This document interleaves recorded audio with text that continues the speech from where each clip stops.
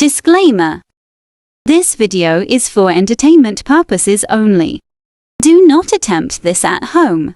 Vitiated how-to will not be responsible because you decided to be a cheap ass and not hire a professional. On with the show.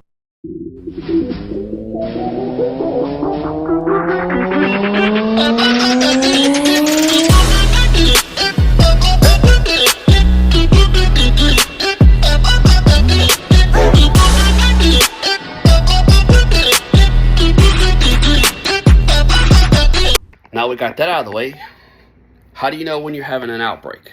Well, you're going to know pretty quickly how you're having an HSV-1 or 2 outbreak because you're going to feel it. It's going to be warm. It's going to be different than whatever sensation you normally feel there. It's going to be completely different. It's going to be like you got sunburned or whatever, or some kind of a irritation. You're going to know pretty quickly. And as soon as you feel that irritation, you're contagious. You can spread it to anybody. And after you have the outbreak and the outbreak is completely gone, you can still spread it up to and longer than a month. So you're looking at from the time the outbreak starts to the time you're safe again, probably about 2 months. Yeah, I know you entitled people, oh, well, this and oh, well, how, blah, blah, blah, blah, whatever. You do what you do. I mean, it just pisses me off personally because you got this whole group of entitled clowns that are entitled about this and everything else. And then you got a Facebook group, Loving Beyond Boundaries, that caters to you entitled clowns. Like, oh, you ain't got to do this. You don't have to tell them. You don't have to do whatever. But that's it. If you think you're having an outbreak, you probably are. So you treat it. If you have an outbreak, don't use the same towel that you use on your face on the rest of your body.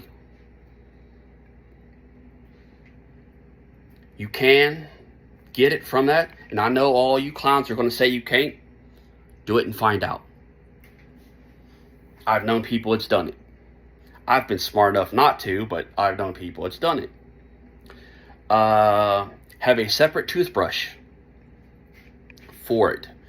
As soon as you start having an outbreak, switch to toothbrush. I have separate silverware. I have separate toothbrushes. I have separate cups that are all dedicated to this. I will, if I have to wash my face with a rag, I will use the rag one time and I will throw it in the laundry. It will not get used again on my face, quite literally through the entire time. And when I, like with the toothbrush, what I will do after I brush my teeth with that separate toothbrush, I will rinse the toothbrush. After I rinse it out and everything, I will clean it with peroxide. Peroxide seems to help sanitize it and helps the spread of it from it being spread. This is so I've found so far. Be very mindful about everything you do. Because I've noticed nowadays with people and their fidgetiness and their tweaking out, they like to pick at shit. I will promise you, you pick at that and pick at your nose, you will end up with that fucker in your nose. Ask me how I know. Yeah, you know how little kids are. That's how I ended up with it in my fucking nose. And I ended up with it in my mouth. The roof of my mouth because of that dumb shit. Me being a little 7-8-year-old. Luckily, I haven't had no outbreaks in my nose or inside my mouth. And since I was 12 or 13. So yeah, about 30 years. A little more. So, trying to think of other things that I do. I don't wipe my face with my hands. If I'm hot and sweaty or whatever, and I have an outbreak, I have a towel or whatever that I'll pat my mouth and I will fold it. Once I've done that so many times, I'll get a different towel.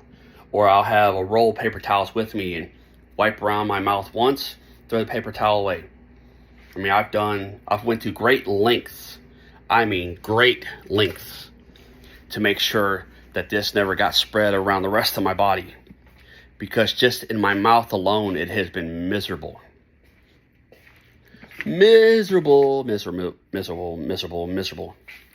So, I mean, that's how to maintain it. The next video will be how to help prevent it and what causes the outbreak in general.